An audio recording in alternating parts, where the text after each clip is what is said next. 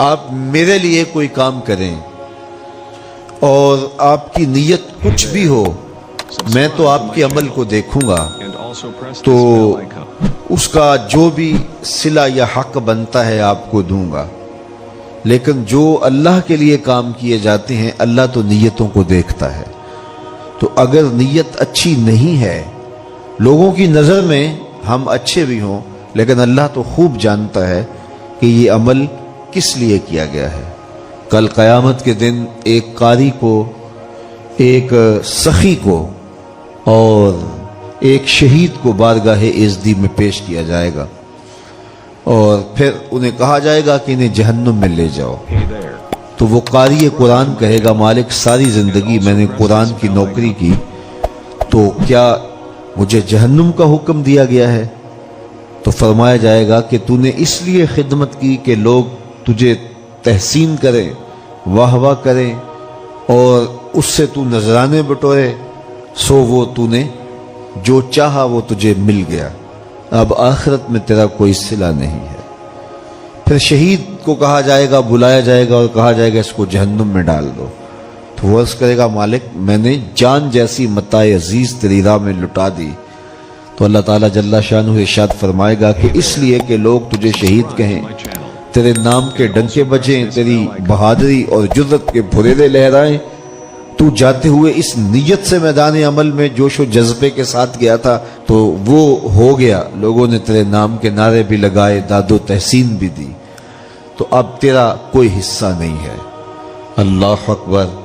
پھر بلایا جائے گا سخی کو، وہ کہے گا، مالک میں نے خون پسینے کی کمائی تیرے راستے میں لٹا دی۔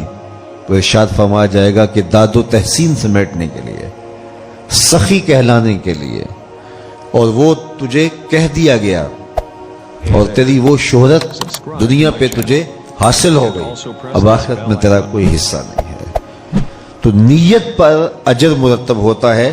تو یہ تینوں کام کتنے مقدس کام تھے، لیکن نیت کے فرق سے اس کی جزا مرتب ہوئی۔ اور پھر حضور نے مزید ارشاد فرمایا، اللہ طیب ہے اور طیب کو ہی پسند کرتا ہے، اور وہی عمل قبول کرتا ہے جو محض اس کی رضا کے لیے کیے جاتے ہیں۔ تو وہ عمل جو محض اللہ کی رضا کے لیے کیا جائے، وہی عمل قبول ہے۔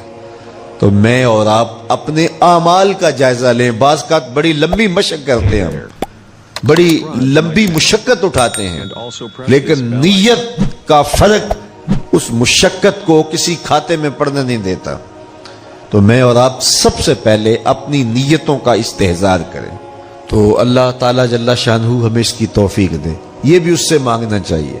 تو جب خلوص اور للہیت عمل میں داخل ہوگی تو پھر وہ عمل ہوگا، وہ تھوڑا بھی ہوگا تو کافی ہوگا، لیکن جب نیتوں کا حسن نہیں ہے تو پھر بہت سارا عمل بھی ناکافی ہے۔ تو یہ دین کا ثلث ہے، علماء فرماتے ہیں پورے دین کا تیسرا حصہ یہ حدیث ہے، اس کو ہم سب سے پہلے اہمیت کے ساتھ اپنی روحوں میں اتار لیں۔ انما الاعمال بالنیات، اعمال کا دار و مدار نیتوں پر ہے۔ ہماری نیتیں درست ہونی چاہیے، نیتیں ہماری ٹھیک ہونی چاہیے۔ مومن اچھے کام کی نیت کرتا ہے، ابھی اس نے وہ کام کیا نہیں، نامہ اعمال میں ایک نیکی درج ہو جاتی ہے، اور جب وہ کرتا ہے، کرتا ایک ہے، لکھی 10 جاتی ہیں۔ اللہ اکبر۔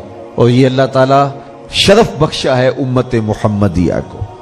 علی صاحب الصلوات، جب حضرت موسیٰ علیہ السلام نے اس امت کے تذکروں میں پڑھا الواح تورات میں، تو انہوں نے آرزو کی تھی، 9 تمنائیں کی تھی حضرت موسیٰ علیہ السلام نے۔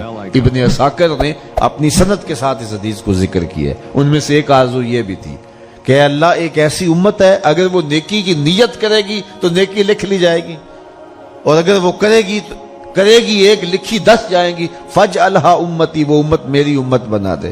قالت تلک امت احمد صلی اللہ علیہ وسلم، کہا یہ میرے پیارے احمد کی امت ہے۔